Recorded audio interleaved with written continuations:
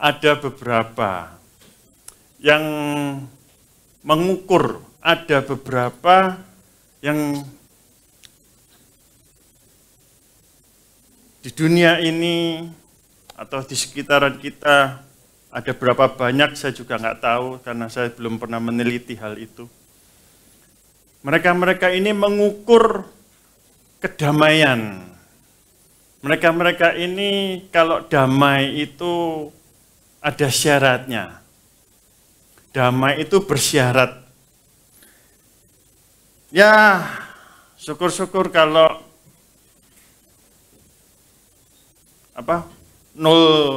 jumlah nol di rekening itu banyak, ya itu baru yang dinamakan damai sukacita. Ya, di situ ada kedamaian. Atau ketika pekerjaan kita baik-baik saja, pekerjaan kita banyak, seolah-olah waktu 24 jam sehari kita itu kurang, ya kan? Wah, jadi sibuk banget.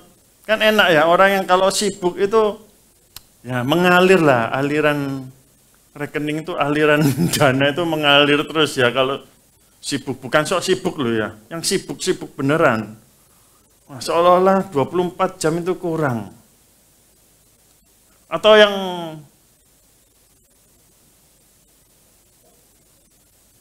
ketika damai itu dapat diukur ketika ya pasangan kita baik-baik saja ya, nggak nyeleneh, nggak neko-neko gitu ya.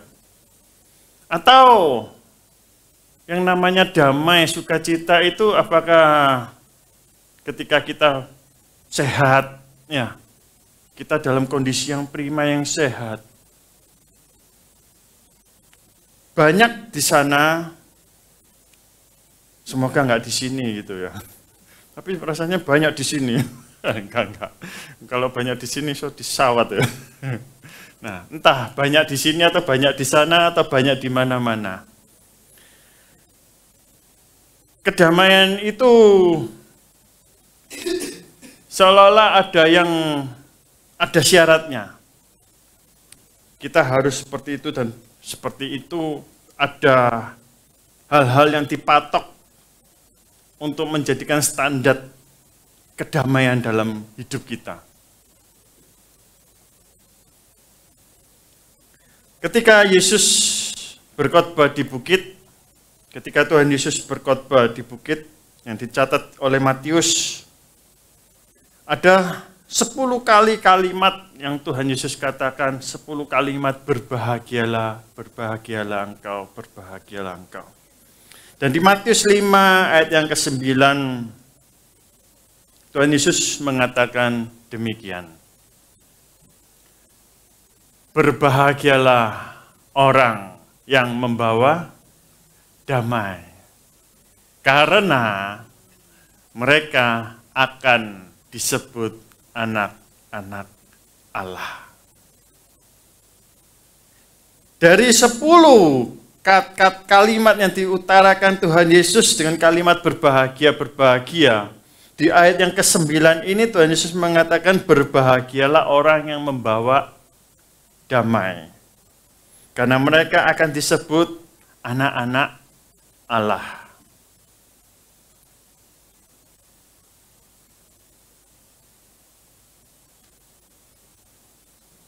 Kita akan dikatakan berbahagia kalau kita ini membawa damai. Wah, siapa itu? Si A. Aduh, si A itu tukang onar.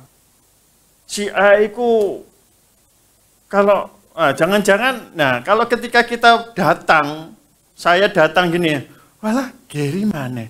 Iku loh wis, auranya sudah aura nggak damai ya, sudah nggak ada, wah nggak damai, wah Geri teko, wah wis ancur wis, gak iso wis tak ngalih. Nah, apakah seperti itu? Kedatangan kita ini apakah sesuatu yang diharapkan atau nggak diharapkan? Kehadiran kita itu apakah diharapkan atau tidak diharapkan? Entah di keluarga, entah di perkumpulan-perkumpulan, persekutuan-persekutuan seperti ini.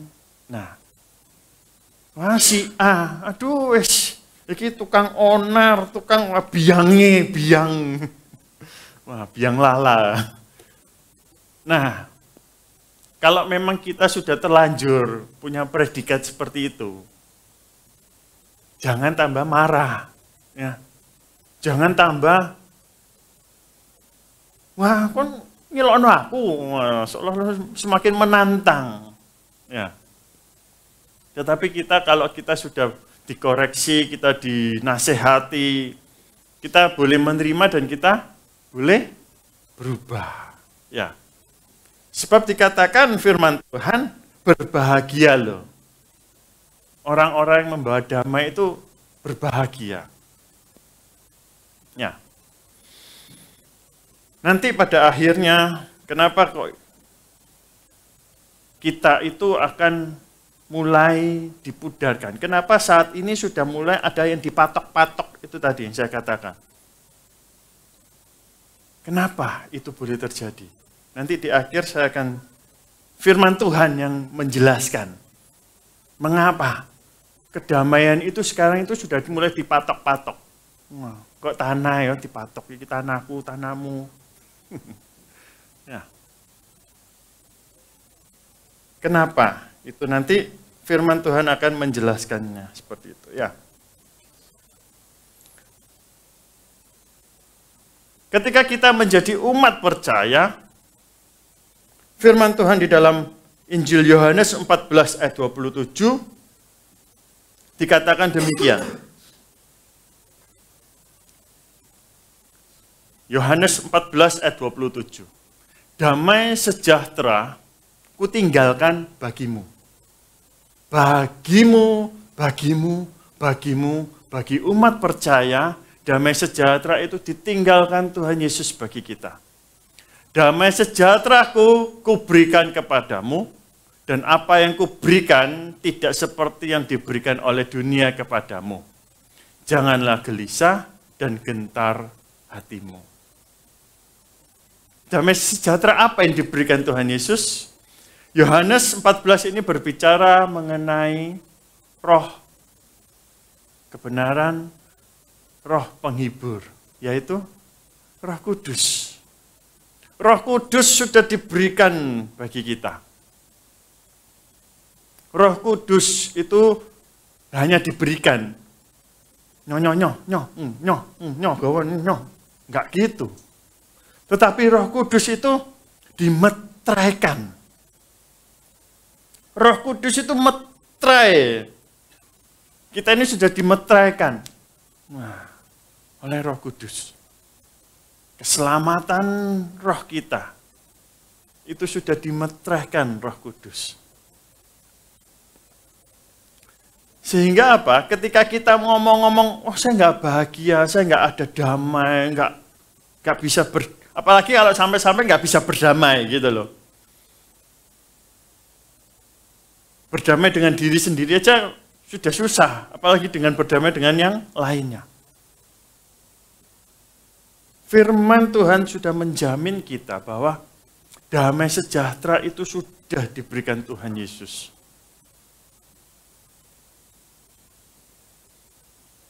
Damai sejahtera itu ada dalam umat percaya.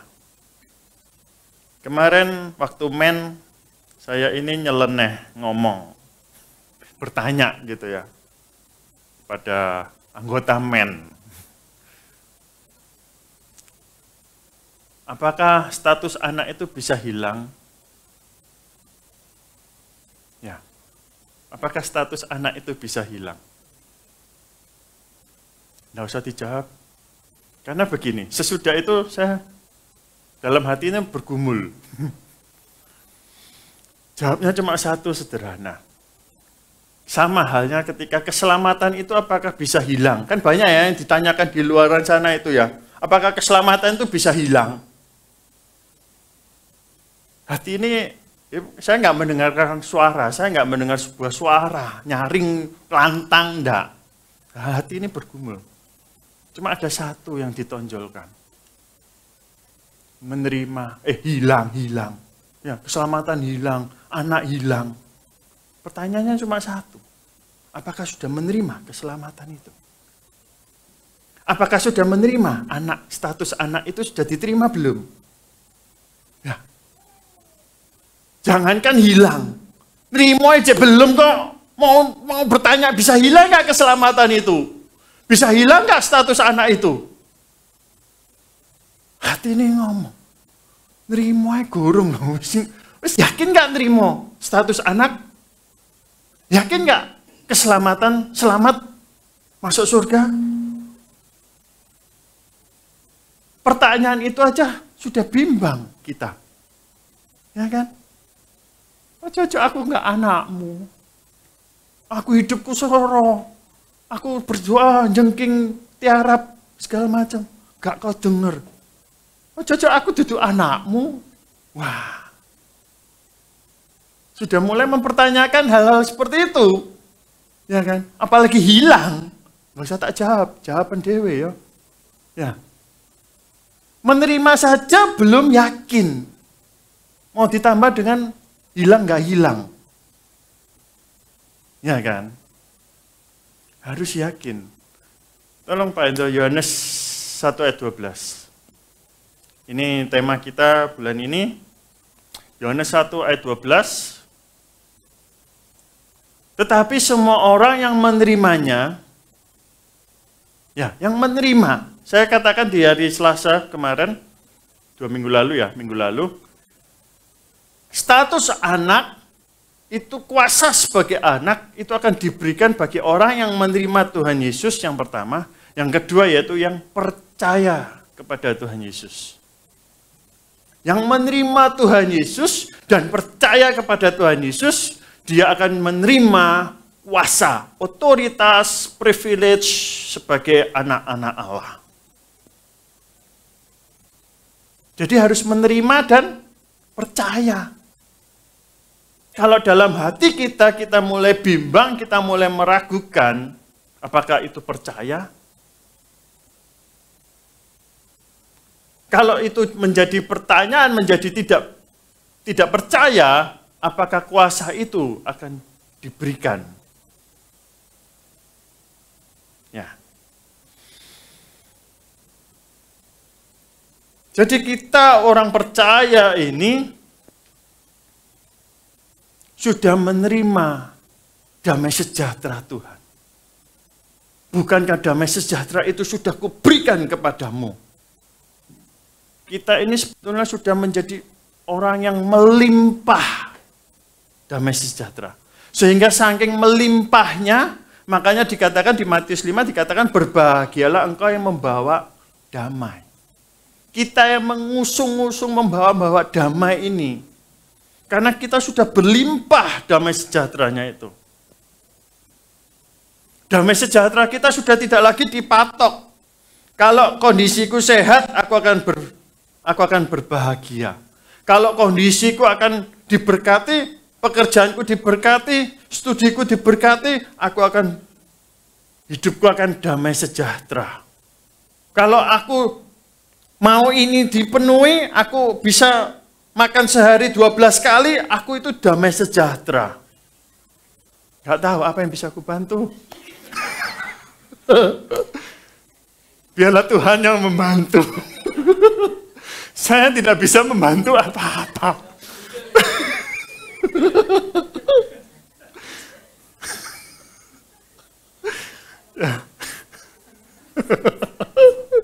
Senep. Ya. Jadi karena begitu damai sejahtera ini melimpah-limpahnya, kita sudah nggak bisa lagi dipatok-patok karena ini kita bisa damai. Damai sejahtera itu kondisi apapun. Dalam kondisi apapun, hati kita ini akan damai. Damai, tenang, adem, ayem. Ya. Bukan karena kondisi di luaran 40 derajat, akhirnya hilang. Damai itu sudah lenyap gitu, sudah terurai gitu, karena saking panasnya itu terurai damai itu. Nah, waduh ya toh. Ya toh. Wis panas. Wis iki wis di dalan. Ya. Nah. Ya lah dibeli enggak mlaku-mlaku. Ya. Tutuk oma, diomeli. Lapa di dalan jane 5 menit, gak tutuk-tutuk 5 menit. Ya toh. Nah, wis. Konta sing nyetir. Ya. Damai sejahtera kita itu sebetulnya sudah melimpah. Makanya Tuhan kan ngomong, setialah dalam perkara kecil, maka Tuhan akan beri perkara yang besar. Wah, enggak bisa Tuhan. Wis, kita mau melawan, kita nego kan sama Tuhan sukanya. Enggak Tuhan, enggak ngono. Coba lek kon ngayaku perkara yang besar dhisik. Pasti ya, aku akan bisa. Tuhan ngomong, yakin iso ta? Ya, dengan hal-hal yang kecil, yang sepele, yang kelihatannya ringan. Kita nggak bisa mau bertekun dengan itu. Apalagi dengan hal yang besar. Kita akan kewalahan. Semakin di atas, angin itu semakin kencang. Semakin di atas, itu angin semakin kencang. Jadi kalau kita berperkara yang besar, siap nggak dengan angin yang kencang? Kalau uang banyak, pasti ada godaannya. Ya kan? Yang segala yang lancar, pekerjaan lancar, nanti ada godaannya. Nanti digoda wewe sapa ya. Digoda iki, digoda iku. Mata digoda ngono ngene. Banyak godaannya. Jadi ketika kita sudah setia dalam perkara kecil, kita sudah dimampukan dalam perkara kecil, Tuhan itu akan bawa dalam segala perkara demi tahap-tahapan ini. Sehingga ketika kita sudah setia dalam perkara yang kecil, Tuhan berikan perkara yang besar, kita sudah terlatih dengan perkara yang ada di bawah tadi. Kita sudah dibiasakan dengan habit, budaya, dengan kebiasaan kita. Ketika kita sudah setia di kecil, kita Tuhan bawa naik terus. Tuhan itu Tuhan Bapa yang setia. Dia itu Bapa yang mengerti. Kalau Bapa yang setia itu, Bapa setia. Bapa itu peduli, detail. Bapa yang setia itu Bapa yang detail. Memperhatikan, oh ini sudah layak, ini belum layak. Nanti dulu. Yang ini dulu kerjakan. Nah, dalam hal kita boleh beribadah, kita boleh memuji, menyembah Tuhan. Itu hal-hal yang sepele, hal-hal yang kecil. Tuhan mau berperkara besar itu dari hal-hal yang kecil itu. Dari hal-hal yang kecil, dari engkau berdoa, dari ruang doamu. Itu pun Tuhan berperkara dari hal-hal yang kecil. Tuhan akan lipat gandakan dengan hal-hal yang besar. Itu bukan saya yang ngomong, Tuhan yang berjanji. Tuhan akan beri perkara yang besar, asal kita setia dalam perkara yang kecil. Dan ketika kita dipanggilnya menjadi umatnya, kita ini bukankah sudah berkasutkan untuk kerelaan untuk apa? Berkasutkan untuk rela memberitakan Injil apa? Ayo, Injil apa? Tolong Pak Hendro, Efesus 6:15. Kita memberitakan Injil apa?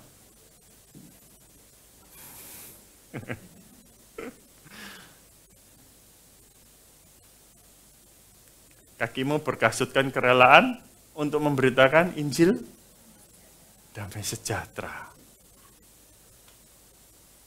Wow. Yang kita beritakan itu Injil damai sejahtera.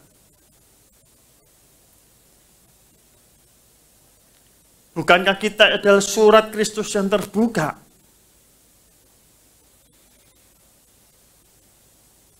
Ketika kita menjadi surat Kristus yang terbuka, Injil yang damai sejahtera itu, ya kita ini. Injil damai sejahtera. Bukan sekedar buku Bible, Alkitab, yang yang begitu tebal, yang mau kita mau, wah. Nggak usah banyak-banyak daripada Bible, Alkitab yang tebal itu mau kita gotong-gotong, mau kita tunjukkan gitu. Tetapi biarlah hidup kita ini loh, Injil damai sejahtera itu loh, yang bisa kita beritakan. Harus dengan apa? Kerelaan. Kerelaan. Lalu bagaimana? Yang menjadi pertanyaan adalah bagaimana hidup kita itu bisa melakukan seperti itu. Kita mau belajar siang ini, yaitu dua hal aja yang mau kita belajar. Jangan banyak-banyak. Dua ini kita mau tekuni ya, kecil. Dua hal kecil ini kita mau tekuni. Supaya apa? Damai sejahtera itu terus ada. Dan damai sejahtera kita itu enggak ditentukan oleh kiri kanan kita, enggak ditentukan oleh apa kata dunia. Tetapi damai sejahtera itu timbulnya dari dalam, meluap keluar, dan boleh kita bagikan. Yang pertama, yaitu kita boleh semakin hidup dalam roh. Kita bangun roh kita. Kita mau bangun roh kita ini loh. Dari roh yang paling utama, roh kita. Kita mau bangun. Sehingga biarlah roh ini membakar tubuh dan jiwa kita. Sehingga ketika membakar tubuh dan jiwa kita ini boleh mengekspresikan, membagikan damai sejahtera yang ada dalam diri kita.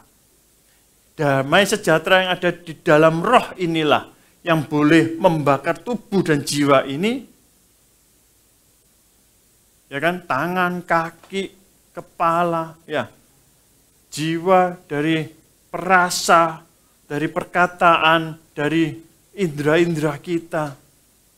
Kita mau terus itu semuanya digairahkan dengan penuh damai sejahtera. Bangun manusia roh kita. Bukankah ketika kita berbahasa roh, kita berbahasa lidah, kita membangun diri kita sendiri. Jadi perlunya kita diperlengkapi untuk berbahasa lidah. Kita berbahasa roh. Untuk kita dapat membangun diri kita sendiri. Baru ketika kita membangun diri kita sendiri, kita sudah membangun diri kita. Kita dapat membagikannya kepada yang lainnya. Bangun manusia roh ini. Manusia roh ini nggak bisa dengan kita berdiam. Tetapi harus kita kerjakan. Kita mau berusaha, mengupayakan. Maka mintalah bagi setiap jemaat yang masih belum dikaruniakan oleh bahasa roh, bahasa lidah. Minta kepada Tuhan. Supaya kita diperlengkapi dengan bahasa lidah. Supaya apa? Kita dapat membangun diri kita. Ketika kita dapat membangun diri kita, kita dapat membangun sesama.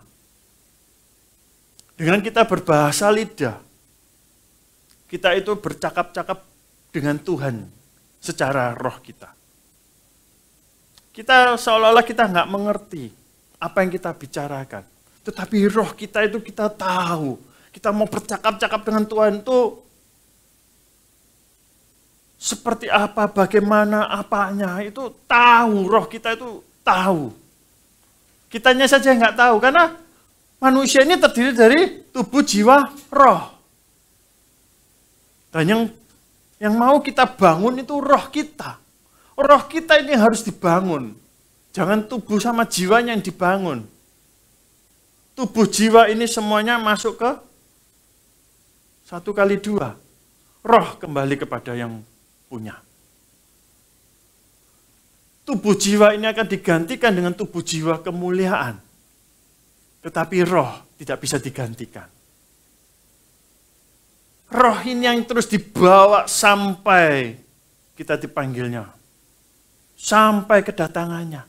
Ini yang dibawa roh ini. Apa yang dibawa roh ini, inilah yang harus semakin kita bangun. Bangunlah roh ini. Bukankah juga dikatakan apa? Kita harus hidup menurut roh. Jangan hidup menurut daging. 2 lawan 1 loh. Memang berat kelihatannya. Tapi enggak. Siapa bilang berat? Ada contohnya manusia juga yang bisa mengalahkan daging ini. Siapa dia? Bukan Tuhan Yesus. Dia adalah Saulus. Dia menuliskan sendiri. Kita baca dalam Galatia 5. Dia menuliskan sendiri. Galatia 5 ayat yang ke... Coba Pak Indro, ayat 16. 16. Galatia 5:16 ini. Maksudku ialah hiduplah oleh roh, maka kamu tidak akan menuruti keinginan daging.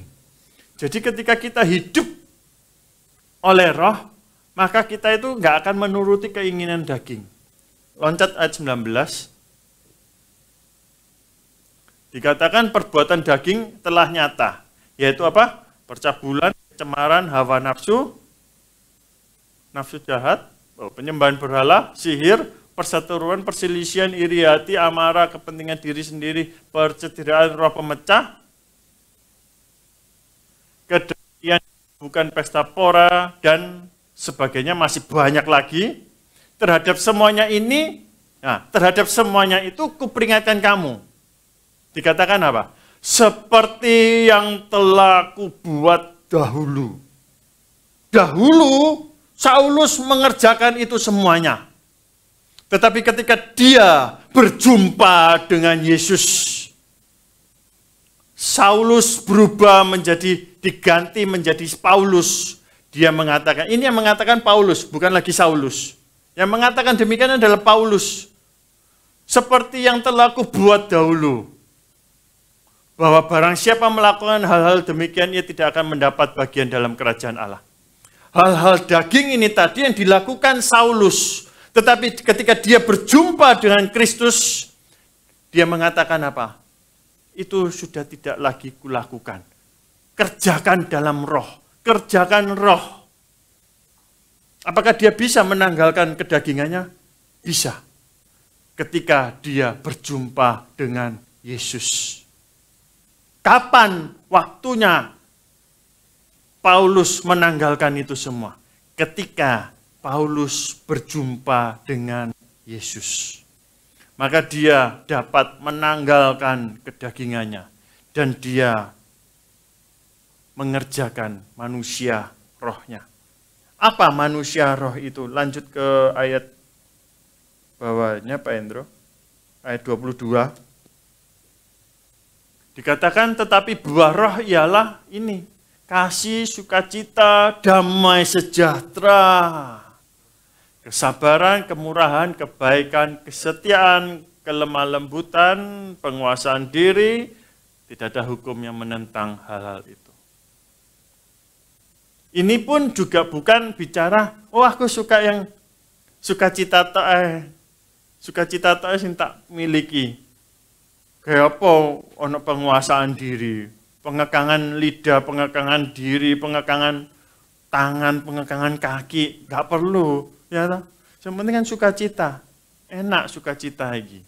Enggak, kita nggak bisa milih dari 9 ini. 9 ini sepaket. Nah, 9 ini sepaket. Sepaket daripada buah roh. Jadi kita harus punya 9 buah roh ini. Ya, jadi bangunlah manusia rohani kita. Bagi yang masih belum dikaruniakan bahasa lidah, minta kepada Tuhan. Kasih karunia-Nya untuk kita dapat berbahasa lidah. Dengan berbahasa lidah, kita membangun diri kita sendiri. Ketika kita membangun diri kita sendiri, kita dapat membangun yang lain. Dan disinilah kita dapat berjumpa dengan Tuhan Yesus. Di mana hashtag House of Kana, where God and His people meet. Kita dapat berjumpa dengan Tuhan. Mengalami perjumpaan seperti Paulus, seperti Saulus mengalami perjumpaan dengan Tuhan. Dia berubah total. Dia menanggalkan kedagingannya. Bangun manusia roh kita. Sebab manusia roh ini ketika kita mau bangun terus akan membakar tubuh dan jiwa kita. Yang terakhir, yang kedua, yaitu bagaimana kita bisa damai sejahtera itu melimpah. Adanya kesatuan. Efesus 4 ayat 3. Efesus 4 ayat yang ketiga.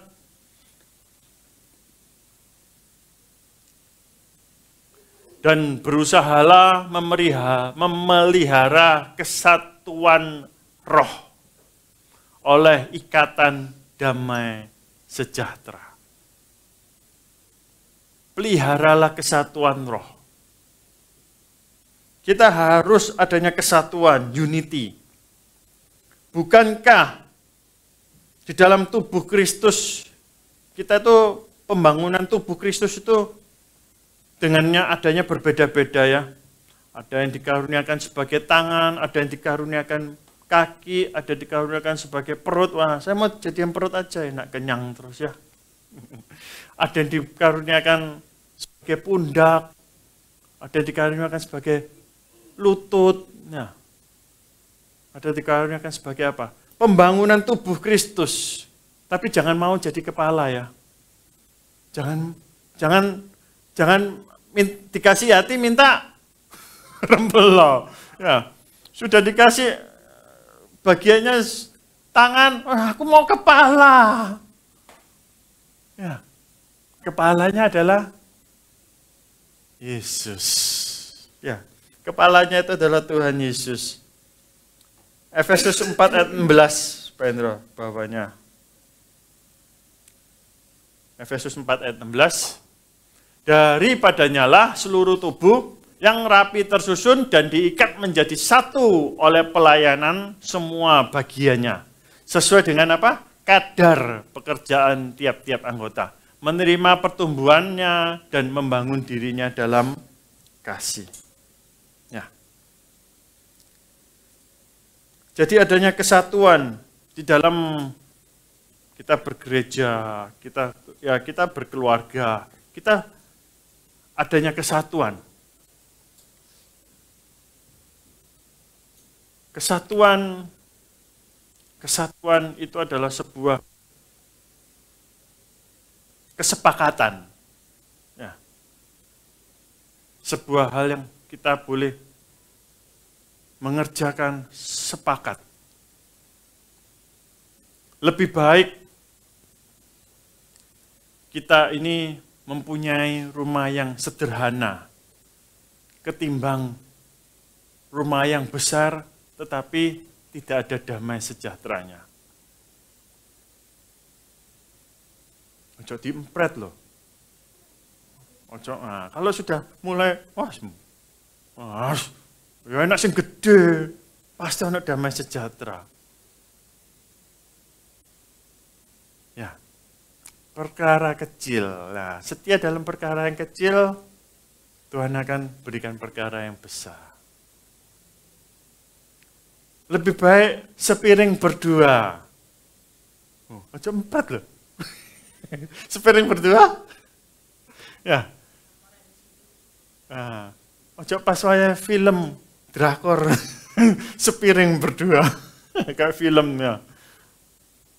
Lebih baik sepiring berdua daripada sepiring-sepiring tetapi piringnya buat piring terbang. Ya. Tidak penting, bukan sebuah perkara apa yang kita mau miliki. Yang terpenting adalah turunnya damai sejahtera itu. Itu melebihi daripada apapun yang ada di dunia ini.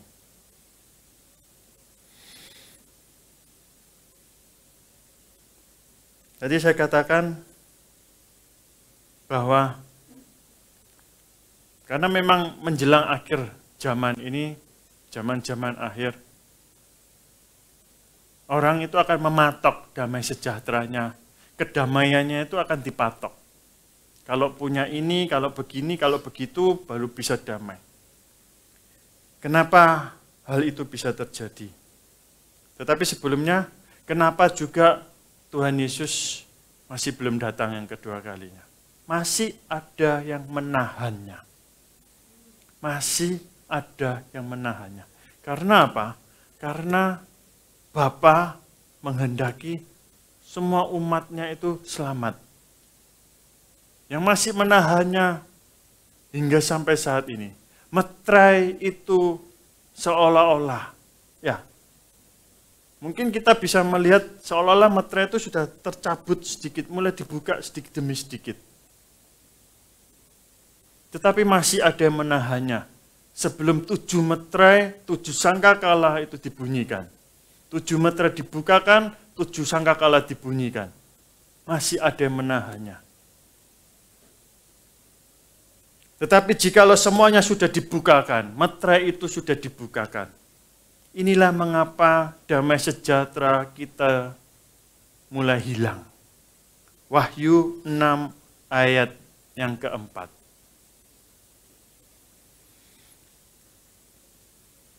Wahyu 6 ayat yang keempat. Dan majulah seekor kuda lain, seekor kuda merah padam, dan orang yang menungganginya dikaruniakan kuasa untuk mengambil damai sejahtera dari atas bumi. Ingat, ketika ini boleh terjadi, meterai yang kedua, ini meterai yang kedua yang akan dicabut, yang dibuka. Meterai yang kedua dari 7 meterai yang dibukakan. Jadi ketika di bumi ini sudah tidak ada damai sejahtera, dikatakan apa? Dari atas bumi sehingga mereka saling membunuh dan kepadanya dikaruniakan sebilah pedang yang besar. Adanya perpecahan, adanya pemisah. Adanya perpecahan, pemisah. Ingatlah, jika ini sudah terlihat jelas bahwa ini adalah tanda meterai yang kedua sudah dibuka. Dan siap-siap untuk meterai ketiga, keempat, kelima, keenam, ketujuh akan dibukanya. Dan ketika itu barulah sangkakala akan dibunyikannya. Akan timbul gempa bumi, akan timbul deru perang. Yang dikatakan langit sudah nggak bercahaya, matahari sudah nggak bercahaya.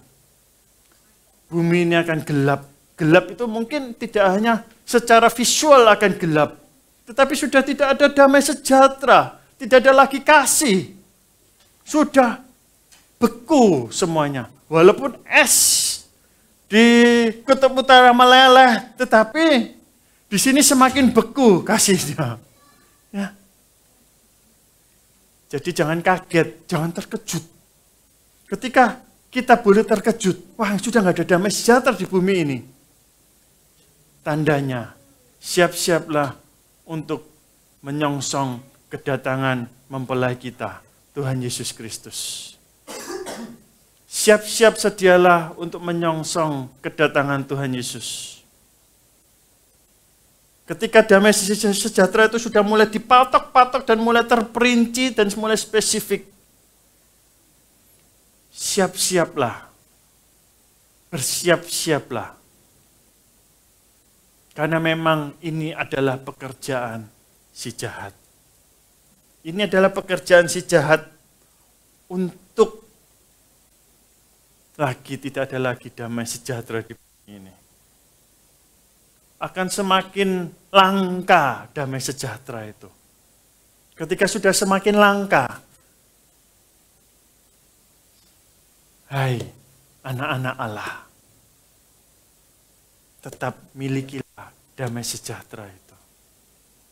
Karena engkaulah anak-anak Allah, anak-anak Bapamu yang di surga. Janganlah sampai kita serupa dengan dunia ini, melainkan berubahlah oleh pembaharuan budi kita. Sehingga kita boleh dapat mengerti apa yang menjadi kehendak Allah. Kehendak Bapa kita itu yang baik dan yang benar itu adanya. Biarlah damai sejahtera itu kita boleh semakin melimpah-limpah. Damai sejahtera kita tidak lagi dipatok-patok lagi ya. Kalau begini, kalau begitu saya bisa damai sejahtera. Kalau tanggal 1 saya bisa damai sejahtera. Kalau sudah tanggal 25 ke atas sudah tidak ada damai sejahtera. Ya. Di tanggal berapapun ada damai sejahtera. Di jam berapapun ada damai sejahtera. Damai sejahtera itu harus terus semakin melimpah. Jangan sampai mau dicuri oleh iblis. Itu pekerjaan iblis si jahat. Mencuri damai sejahtera kita. Damai sejahtera kalau istrinya begini, istrinya kalau kora-kora, masak nyiapno teh, nyiapno kopi. Nah, suami ini kalau pulang-pulang bawa koper, bukan baju kotor, tapi itu ya, sing berlembar-lembar, sing abang loh, aja sing abu-abu, ya, salembar, ya, terus kalau saya damai sejahtera, kalau anakku pinter, kalau berprestasi, kalau nanti dapat, wah, prestasinya ini, nanti kalau masa depannya segini. Tidak ada seperti itu. Damai sejahtera kita mau pasangan istri kita seperti apa, ya tetap damai sejahtera. Ojo dipaksa ya. Suaminya, kalau dia begitu, baru itu ya. Gak jelas ya. Curahan hati.